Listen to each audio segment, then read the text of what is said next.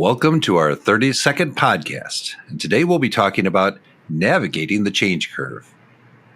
What's the one thing you can do now to make it easier for you and your colleagues to navigate the change curve? Keep listening to find out. Welcome to Harmonious Workplaces, a podcast about corporate culture, organizational change management, and workplace behavior. Harmonious Workplaces was started by independent consultants Rich Cruz, Ben Kleinman, and Cheryl Volpe to explore, challenge, and build on various organizational culture and change management concepts. It's a blend of theory and practice based on their personal and professional experiences working with companies of all sizes across various industries. If you own a business, lead a team, want new ideas about the corporate environment, or just want to listen to a group of consultants talking about how to make work more enjoyable, we invite you to sit back, relax, and dive in with us to Harmonious Workplaces. And hello, Harmonious Workplaces listeners. I'm Rich Cruz. I'm an organizational development consultant, and we want to welcome you to our podcast this week. As always, I'm joined by Cheryl Volpe. How are you, Cheryl? Great, Rich. Thanks. Hi, everyone. And Ben Kleinman. Hey, Ben. Hi. And I've been making Ben cry with laughing, apparently. And so we're talking today, continuing our conversation about change in the organizations that we work in and serve, right? And today we are going to be talking about so we talk about the change curve, right? We've talked about, there's a couple of different models that involve that. And so before we get into, what are these change curves, right? Which I think is important to set the stage. But, we've talked about this in previous conversations, right? And specifically, there are various different models and different disciplines used in organizational change. I've personally studied, I think it's 9 different change models, right? Ben, you brought up one, the trans-theoretical model, right? Yeah. Where did that one come from? That one's new to me. It was somewhere in the research literature that we were looking at. It's probably in the show notes from, I think it was episode 2 or 3 when we were originally talking about this. Yeah, that's right. Yeah, sure. Earlier. I think one of the things, though, that strikes me is that you have all these different models. They all seem to say more or less the same thing if you abstract out and level up a few layers. They're basically all talking about the same kinds of things, and it's just how they break down the stages of moving from point A to point B to point C, getting through that change curve. And so I think at least what to me stood out from all these models is just that there's more or less a standard progression, and it's just a question of how you want to dissect that and where you want to lean in and help people through different stages of that journey, Sure. if you will. Yeah. And Cheryl, in your from our studies at Purdue, and then in your operations roles in the past, have you used or encountered any change models, or have like a curve that you've noticed over time? I was never in a position to apply one in the projects that we had. So most of the things that I've experienced have been that organic, this is a goal, these changes are coming, and here are the steps. It was more project management than any theories, which I just find so fascinating through our studies in IO and how many different ways it can be done well. Uh-oh. Cheryl, you nailed it. First acronym. Woo, woo, woo. We need one of those siren lights going on. Nicely done. Can you explain what that means? The IO acronym? Yeah. Was that the very first one? So the I is for industrial, and the O is for organizational. Thank you. Yep. Thank you. Well done. Perfect. You know what I just realized? And what? This is going to take us off track a little bit, but we've been sort of noodling on this idea of ways to bring change and make it more friendly and make it more tangible. And so we've talked a little Yep. bit about having like a safety beanbag, and we have our make change your friend slogan and all that kind of stuff. Yeah. What about having a little squish ball that's the change curveball? Because it seems like so often we get thrown these changes and there's a plan, or maybe there's no plan, or there's a plan, but it's kind of like new leader comes in halfway through the initiative and decides that they want to take it that way instead of the other way. And everyone's like, what? So, something to think about. That's something to think about. Does it? Can it be shaped like a boomerang? Ooh, the change boomerang. I like it. Here's the change curveball, and it's not a ball at all. It's just gonna come back at you. What were you going to say, Rich?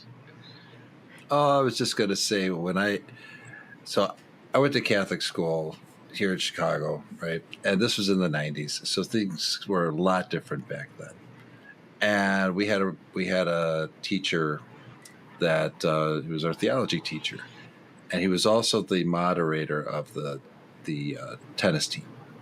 So in class, to keep us on task and to keep our attention, if we would ask a question, he would lob a tennis ball to you, and you caught the tennis ball and you answer the question. Okay. So, but I think about the other part about what he did to keep us disciplined, where if you were falling asleep in class, you got bonked on the head with the tennis ball. At least it wasn't the racket. That's what I was worried. It wasn't the racket. Yeah, I was waiting for the racket to come was, down on some kid's no, head. but sometimes we we've got that curveball thrown at us and we're not paying attention. That's going to bonk you in the head. Right. And it's the human element, no matter what model you're looking at, or any of these curves, or any of the math, or any of the explanations, experience, or research. It's the people part of it that is going to be that curveball, right? Or the technology didn't work the way it was supposed to, but it's mainly because a person at some point didn't test it enough before they rolled it out. It comes back to, no matter what model you're looking at, there will be that degree of curveball aspect because we are people. That's right. Yeah. Well, thank you for going there with me. I appreciate it. So just to bring us back, we're talking today about the change curve and navigating the change curve. And you wanted to Hold on, Ben. Yeah. Hold on, Ben. You're breaking up a lot. You're downright pixelated.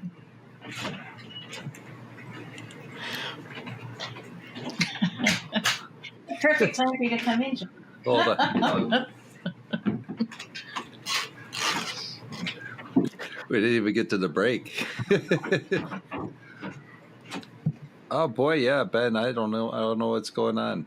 Maybe you need to jump out and jump back in, or can you guys hear me? Okay. Yes. Oh, okay. Now we can. Yeah. Before it wasn't even pixelation. It was you came in and out. Yeah. Just totally froze. Wow. Yeah. Huh. Yeah. Well, there you go. Curveball right there. Curveball right there. Because people are people. and technology doesn't help things in this matter. Oh, man. Well, maybe we can just edit this whole episode. Well, to where there's like... Undoubtedly, we're going to have some editing here. Well, can you remember what you were going to say? We might be able to cut the whole part out. Oh, we could cut. Yeah, we can cut you back in. Yeah. I was just going to say, to bring us back in terms of talking about the change model, and what I was curious about is whether or not we have model A or model B. What are some of the things that you guys like to do, or that you've seen work really well in some of your experiences, to help people progress through the stages? And we can talk about specific parts of the stages or specific models, but what are some of the things that you've seen work really well getting people through the change curve, if you will? Sure. So I am going to leverage one of the models that we've talked about before, which I've actually used in some recent OD work. So it's I think it's appropriate, and that's the bridges model of transition, which it's not really a model that facilitates change, but it does help to illustrate what happens during change, right? And so the model, and we'll include a shot of this in the uh, show notes and in the production. But basically, what happens is if we look at this progression of change, right? We've got this ending and losing and letting go. This is the part where people are they're actually mourning what happens, when we're losing what's going on, whether what's the status quo is, whether it's good or bad, right? There's a sense of loss, and so there's this really a negative affect, right? They're feeling unsure about what's going to happen in the future, and a lot of times they just don't want to change. That's the ending, and we call it the ending because it's the ending of what's happening now. So it's the losing part, the letting go part, right? Then we move into this neutral zone where people are getting really frustrated, and actually in the beginning of this neutral zone, they're going, can't we go back? Now, I've experienced that in a couple of very recent software implementations where people actually regressed back to using the old software just so that they could, get their work done and in their words, right? But then as we move through that neutral zone, we're getting to a point of acceptance, right? Where the grief is wearing off and we're actually we're gaining some self-efficacy. So we're moving forward into what is now the new beginning, where it's not all rosy, and it's not like everybody's like solidly performing yet, but we're at a point where we're at the new beginning, where this is the new way that we're going to be doing things, and now the job is to make this culturally a part of the organization, right? So again, that's the bridges change model, and so I just I've actually used that to explain to people, this is why you're feeling this, and this is where we're at right now. But once we're in that new beginning part, we're going to be in a good place. Does that help? Absolutely. And it's not an accident that it mirrors the Kubler-Ross stages of grief, with that loss, denial, the shock, the bargaining, negotiating, and it's been readapted into business. And people have probably heard this many times over, with the last stage of implementation and integration.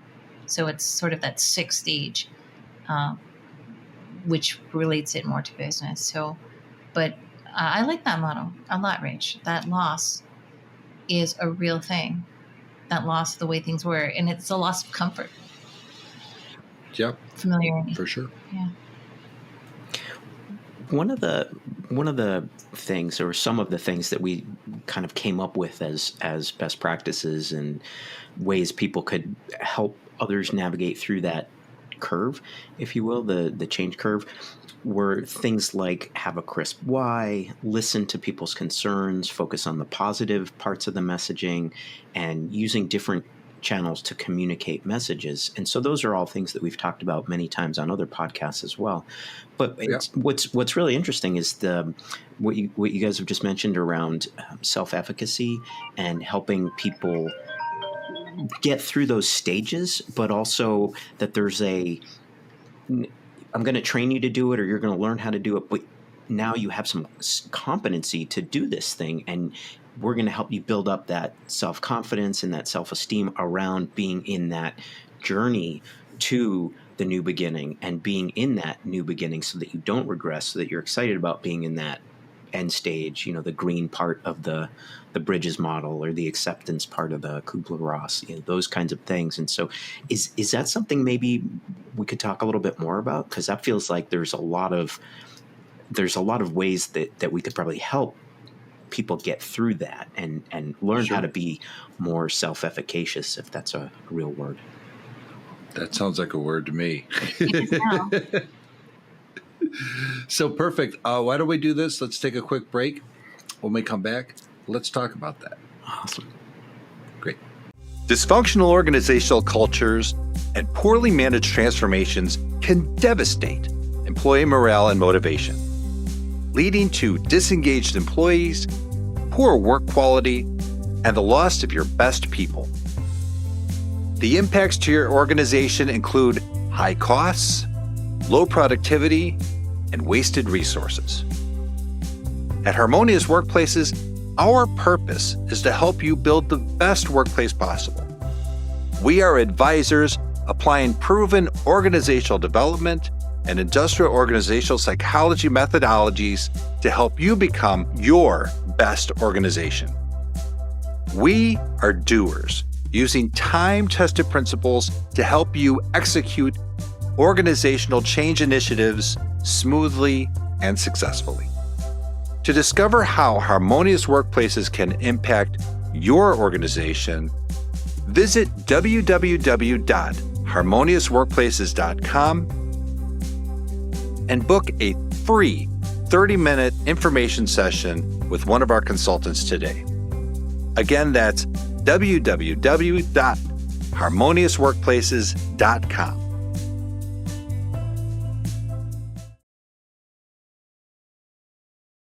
And we're back. So we were just talking about navigating the change curve and specifically talking about Bridges' model, right, of transition through change.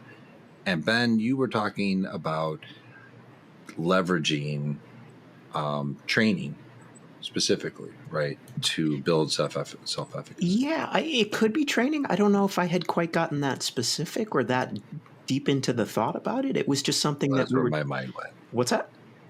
I said that's where my mind went. Yeah, no, it makes sense for sure.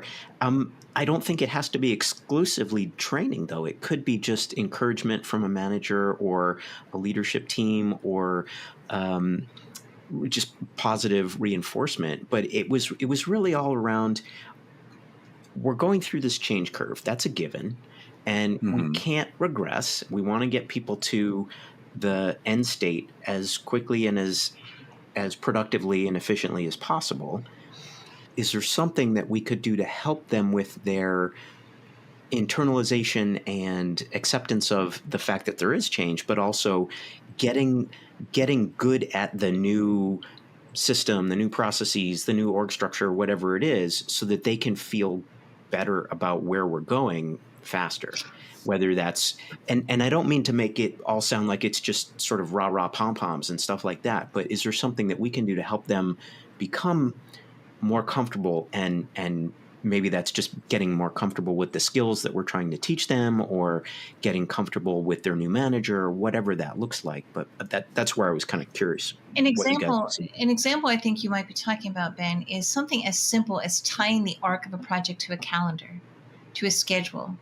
And when you have milestones on a calendar, people can see progress, people can be celebrated at each of those stages.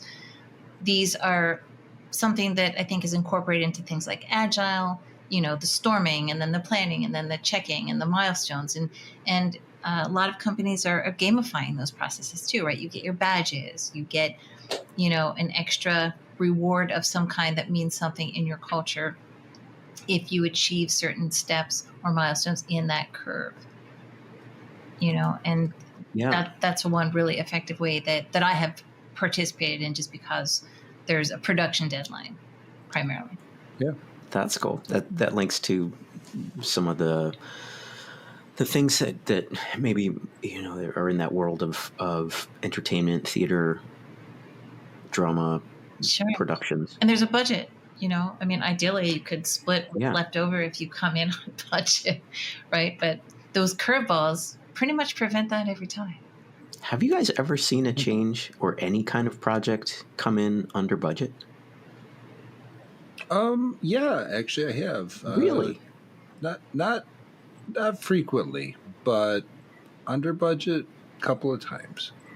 It usually involves where there's like maybe a change in a vendor or something to that effect. Okay, savings.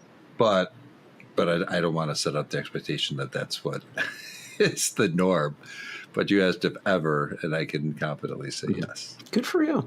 Well, it's the reason why you get 3 quotes in an RFP at least, right? Or any general vetting process. You try to get 3 quotes so you have a budget amount, right? And sometimes that might be cushioned, and then you get vendors that come in under that. But that being said, I have more often spent every penny we had, or some curveball made us find a few more pennies. Oh, yeah, and rest assured, I've had plenty that have gone over budget. There was an ERP project that's a story for a whole other podcast. But that one went considerably. Stay tuned for our Halloween episode of Change Projects Gone Awry.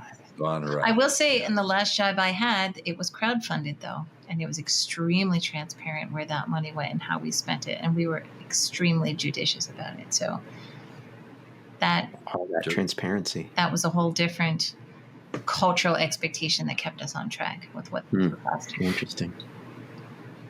So there's a transparency aspect of that, and there's a transparency aspect to what you were saying before, Cheryl, about having the change calendar very visible and allowing everyone to see where we are and how we're doing, and that gives you an opportunity to celebrate milestones that you achieve, or everyone can see very clearly, wow, we're coming up against this deadline, we're not going to make it, what are we going to do?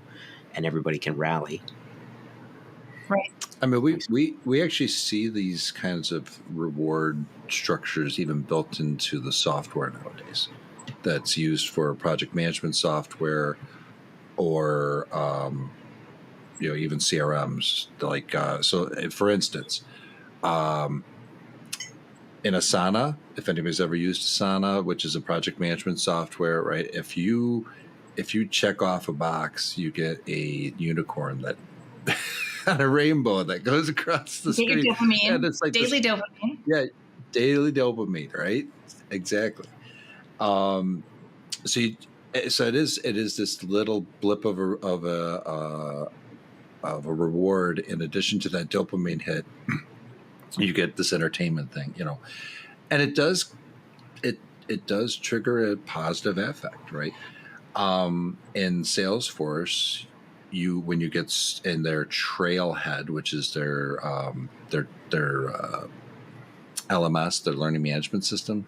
There's another acronym there for you, but so in their LMS, when you hit a certain number of points, you get a badge. Right, or if you complete a certain project, or a certain lesson, you get a badge, right? And companies can gamify that.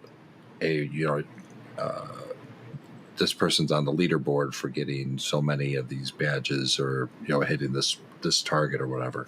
So I've seen that as a motivating factor for sure.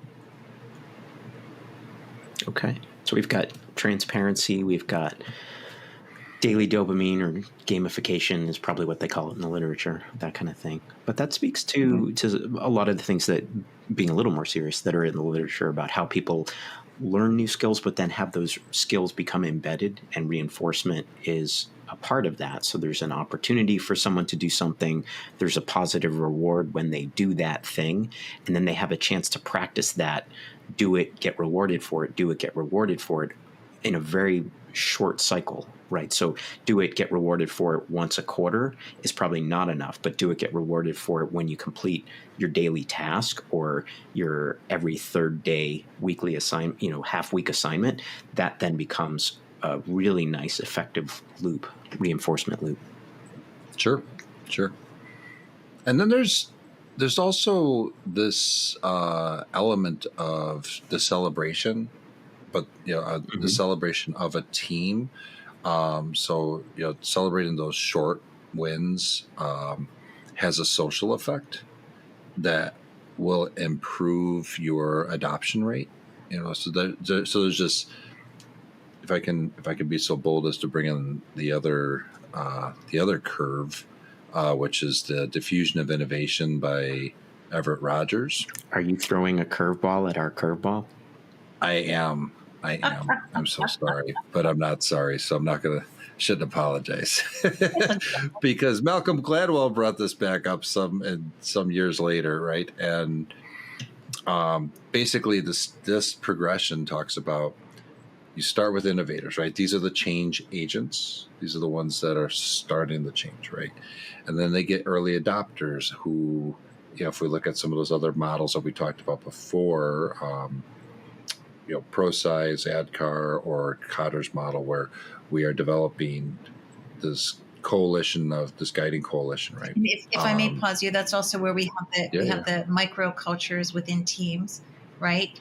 Leaders identify those other advocates for change that are influential in their peer group, right? And they get those guys to be ladies to be the early adopters. Right. Yeah. Right. So exactly. So it becomes infectious is a bad word, but virtuous cycle. Contagious. Yeah. What was your spin? I was going to say a virtuous cycle. Oh. Virtuous cycle. There you go. A self-reinforcing positivity loop, maybe. Right. Yeah. And that keeps the flywheel going, right? And so now you have what they call the early majority, right? So there's kind of insert that bridges model after those early adopters, right? Because they call it the chasm, right? That's where everything goes wrong or whatever. But then you start getting the early majority of people, then the late majority, then the laggards. And the laggards are the ones that it's like typically 16% of people that may not even, fully adopt it and are still, reticent to wanting to become part of the culture. But I guess what helps navigate all of that, I think, in the literature and in my experience, has been training and then the social support from the rest of the team, right? So there's kind of this social pressure of like everybody else is doing it, so I got to get on board and do it too. Does that make sense? It does. Have you? I'm curious how you both have either studied or how you have experienced the idea of social rewards as opposed to individual rewards. So when you're talking before about using a software like Asana or some other, and you finish a task and you have the happy unicorn go across the screen or whatever that might be, that's an individual thing. When you're seeing a calendar and everyone sees that we rolled out our software and it's on time, everyone can celebrate that. That's a very visible social thing. Are there things that are better or that work well in a more group social motivational setting? Does that motivate people more than an individual? Or are there ways to get those to interplay that sort of feed on each other? Well, I'm going to ask that back at you, if you don't mind me asking. I just threw that curveball at you. I could hear it. I heard it. Yeah, that's the boomerang, right? Yeah. But you've worked with a number of different healthcare companies, right? And these bigger group situations. Mm-hmm. What have you seen in that? It's a good question. It's a really good question. And I think some of it really depends on It depends. It depends is the answer that Ben's going to give us. And I think that's fair. Well, I guess why I'm asking and why I don't have a great answer is because I haven't seen it done intentionally, where someone designs a change or a transformation and they say, these are individual things that we're going to bake into this change, like happy unicorns every time somebody submits a form correctly.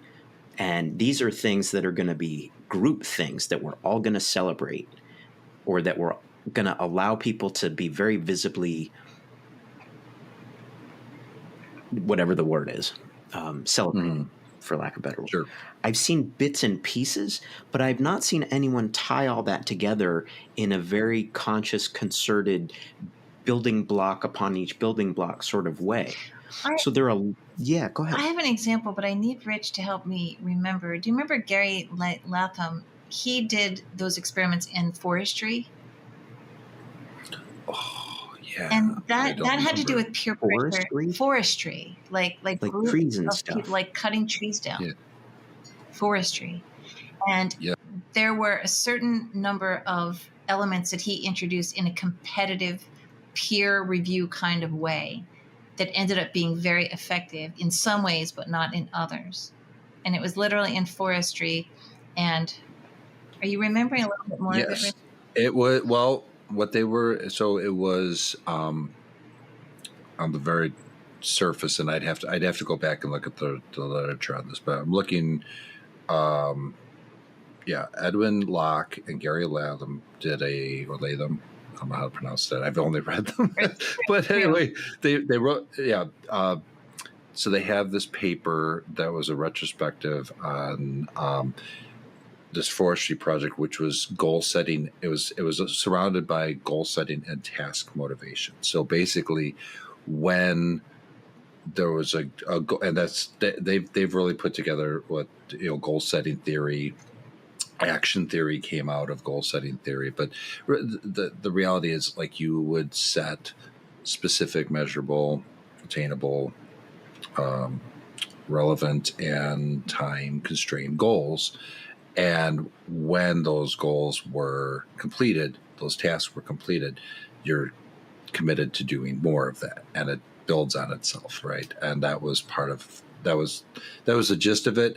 What specifically it was enforced, I'd have to look back. And it's not exactly relevant, but thank you for that. You did help me remember. It's not exactly change initiatives, but pieces of change in short spurts of goals and goal directed timelines. Yes.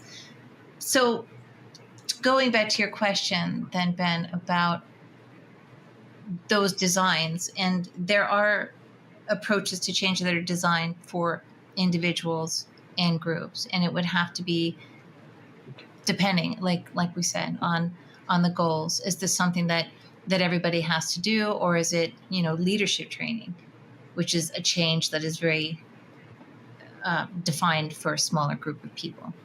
Mm-hmm. And it comes back in some ways, because there's, to Rich, what you were saying before about it's am I thinking about training? Part of it is training, and part of it is, in a lot of big organizations, people have growth pathways where they can sort of self-direct where they go, and there's lots of self-paced learning and things like that, and there's probably rewards for learning things in a certain sequence or within a certain time, and that's a very individual motivation kind of a thing. And Right. then there's more social stuff if you're on a team and the team's working on a project and the project succeeds or comes in on budget or on time. There's usually a pizza party or whatever, and individuals get rewarded and things like that, and there's some social aspect of that. But I guess where I'm going is maybe there's an opportunity here to be a little bit more thoughtful about blending the individual rewards and blending the social rewards, so that instead of just both being there because they're both part of the larger organizational ecosystem, they're actually used in a very concerted, thoughtful way to benefit each other and build on each other. So you have the people doing individual reward type stuff that plays on or plays into the social, and vice versa, so that they're essentially not just individually self-perpetuating cycles of virtuousness, but collectively this beautiful tsunami of self-beneficial referentiality, circularity. Sure. Wow. Time for a break. It is.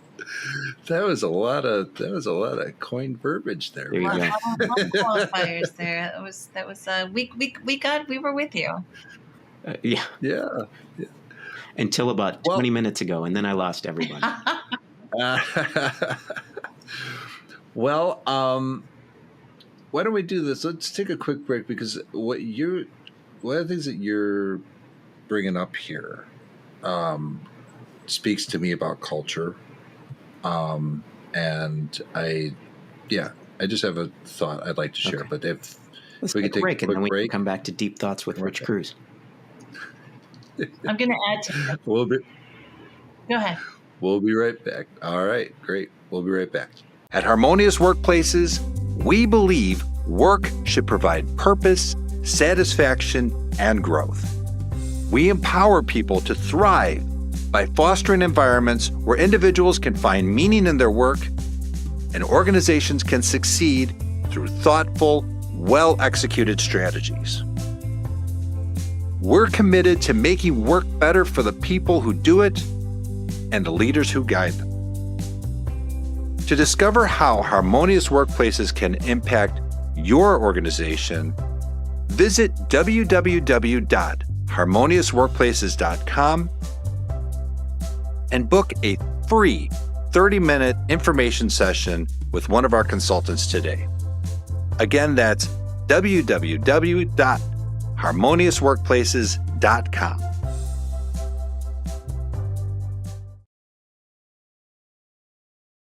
And we're back. So, talking about this, navigating the change, the change curves. Boy, I couldn't get that one out. I'm gonna need another break soon. Or another drink. Yeah, I know, or that too. But you were talking about celebrating individual accomplishments versus or tasks or goals, however you want to put that, but and that versus the group, right? And celebrating those wins. It just makes me think about, and it's all over the business literature, science literature, is the difference between individualist cultures, which is where we're at in the U.S., right, versus some of those collectivist cultures where really, it is really based on the group's performance, right? I worked with a company that was based in India before, and it was really all about how we would celebrate these wins. There was an SAP implementation that we were doing, and it really was an organization-wide event when something happened, as opposed to in a more local company that I was working for, it was who's the top person on the leaderboard for sales, right? Completely different vibes, right? Really achieving organizational goals, but yeah, the way that we celebrated was, it was like our group project versus a champion.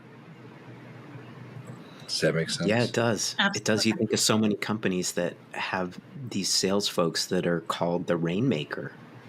And that's a very individual. Yeah, I've never heard of a team, the rainmaking team. It's always been this guy or this gal who is just incredibly good at, selling ice to Eskimos, whatever that is, and they just bring the money, and that's great. But you're right. That's a very individualistic, westernized kind of mindset, as opposed to we're all going to chip in. We're all part of this team. The team will win because we all do our part, and the team will celebrate together as a team. Right. Right.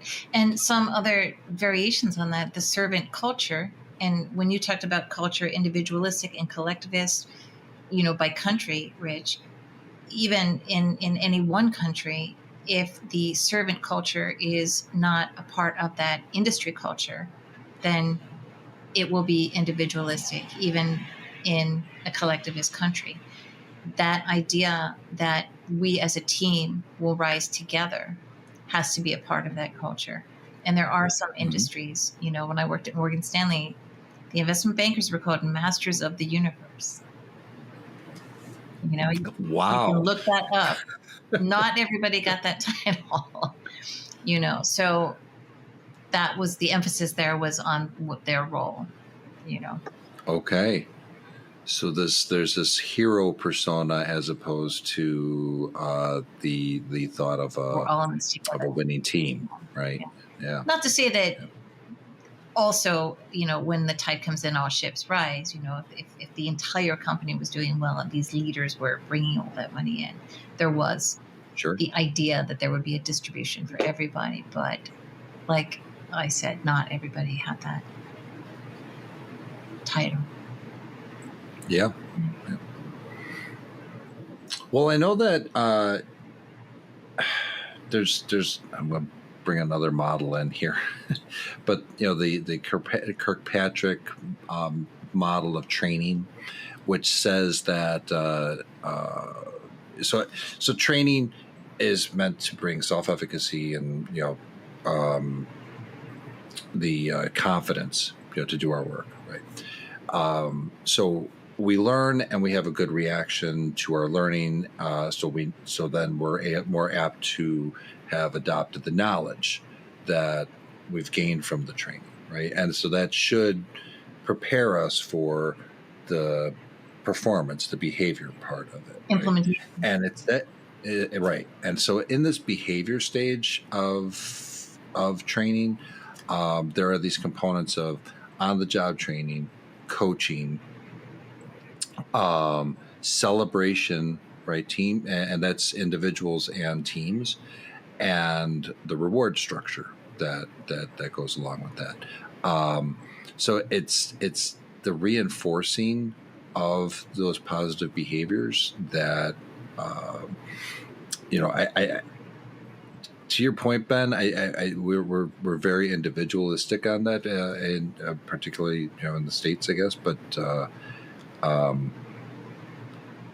I think having more of a group mentality on that is probably worth exploring. Yeah.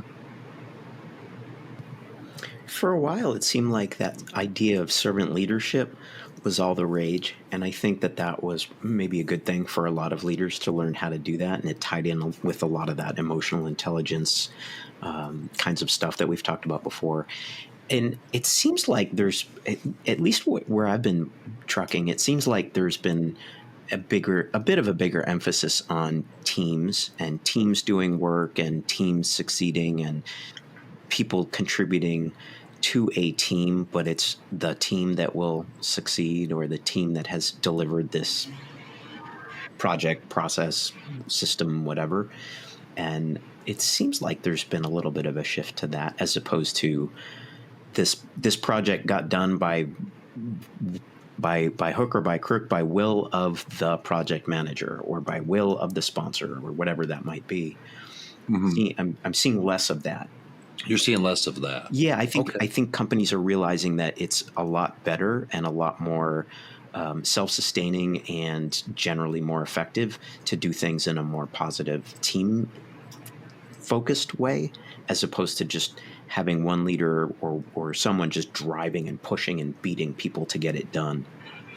I think it has. That's good. That is great, and I think it has a lot to do with the advances in I/O and the pendulum swinging from, even this might sound like a non sequitur, but the idea that we couldn't talk about mental health at work, or that we're in therapy, or there's a counselor involved, in that pendulum has swung so far out the other way that now there is a general understanding that your engagement will increase if you feel as though your contribution will be acknowledged. And that's why that blending of work and life has become more murky, because it's not, I'm going to just be done at work because no one's going to care if I'm even at my desk anymore, because I never get any credit or acknowledged for anything I do. I'm leaving, and that it can also lead to toxic environments. If you have those narcissists at the very top, or the other elements of things like dark triad that need to take all the credit to feel their own level of self-efficacy and confidence. And that is very disenchanting for teams and can lead to toxic environments.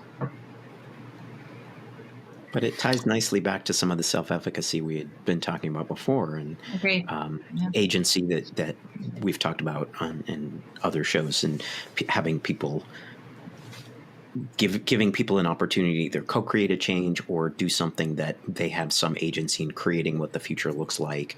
And that ties in a lot to some of the stuff we've talked about in terms of having people be involved, because it's not just about the money, it's about the mission or the values of the company, speak to the values of the individual, and they can get behind whatever that company is trying to do in a way that's a little more authentic or genuine than just showing up for the paycheck. Yeah, and there's pride. You get acknowledged for your contribution, Yeah, and right. that sparks some pride and ownership. So as we're getting ready to, because we're about that time, folks. So as we're beginning to wrap this up, what's one thing that you can think of to help from everything that we've been talking about today? What's the one thing that you can think of that really stands out as a way to navigate this change curve, whatever you define that as being? Hire Rich Cruz and Cheryl Volpe. And Ben And Kleinman. Ben Kleinman. The three of us will come and make all of your change friendly. We'll come in and throw Oh, change shameless curveballs. plug. Chuck boomerangs around the office. Boomerangs and harmonicas. The harmonious harmonica. Oh my gosh. Oh no. That's what we have to do. That's what we have. Oh man, could you imagine an office full of harmonica players? Imagine a trust exercise. It's not a good thing. Trust exercise with boomerangs, You harmonicas, would- and not mousetraps. Oh man. All right. The inside joke about mousetraps, folks. We'll talk about it another time. I did have. Change goes awry. I did have a. Stay tuned for Dark Triad. I did have a novel idea for what I would like to contribute to the one thing you could do, and I think one thing that people should consider doing when they are being alerted to the idea that a change is coming is to ask questions. Oh, okay. If the why is not crisp like it. enough, ask questions until it is. Ask enough questions that you feel like you can invest in it. I love that. Yeah. Asking questions is eliciting that feedback, right? Is that It's if you are not handed the why, who, what, where, and when, ask enough questions to feel like you have gained an understanding of those. Sure. Love it. Great. Ben, what do you got? I already went. I thought people should hire you. I'm yeah. No, I'm not at all kidding. I'm quite serious. But I think one thing that is fairly actionable. Bringing in help. Yeah. Yeah, no, So for we sure. should- I'm not kidding. No, that think makes we sense. Are all three of us more than willing to help out wherever we can, even if it's just a half-hour chat. I think that we would welcome Absolutely. that. But in all seriousness, as far as what is something someone could do today before they pick up the phone and call 1-800 Rich Cruz Bobblehead, is this idea of just like I want to piggyback, Cheryl, on what you were saying in terms of not asking questions, but as a manager or as a change leader, being aware of where your people are. So, Cheryl, you've been great about before in prior episodes saying know your audience. Same thing here. Know where your people are on that change. If it's early days, understand that you're more in that focusing on the why and the prep and the enthusiasm around the change. Whereas if you're later and you're trying to prevent backsliding, maybe it's more about the rewards and the building self-confidence and self-efficacy, the individual awards, the group awards, and layering those together.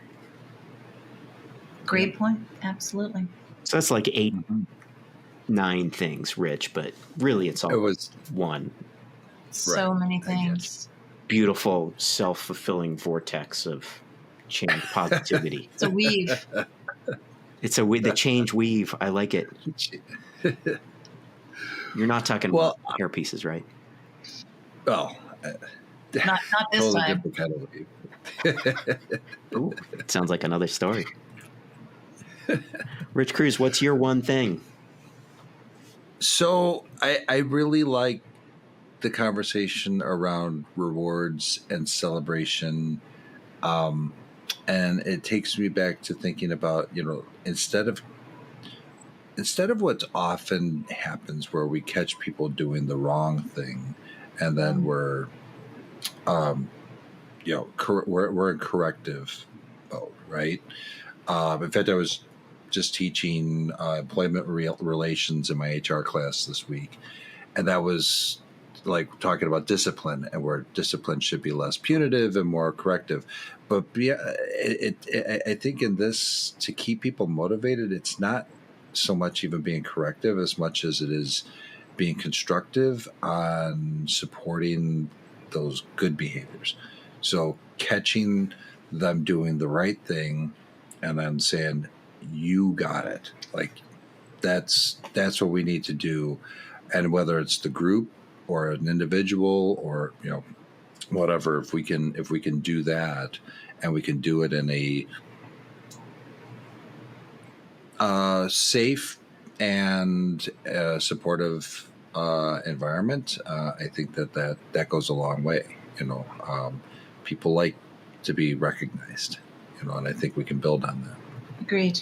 And in the moment is so effective. Right. Absolutely. Not waiting until the annual review. Right. Yeah. Right. Not the annual review, not the the monthly, which is nice. It's nice to be recognized in front of like a monthly staff meeting or whatever. But if you can do that on the spot, I think that goes a long way. So. Agreed. Very good. There you go. Nice.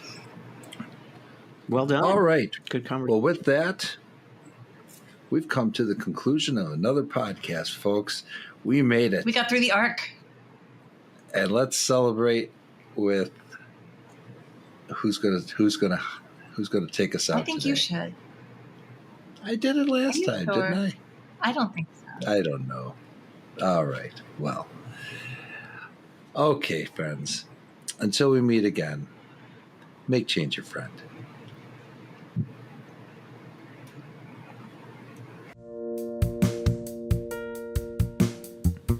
Thanks for listening to Harmonious Workplaces.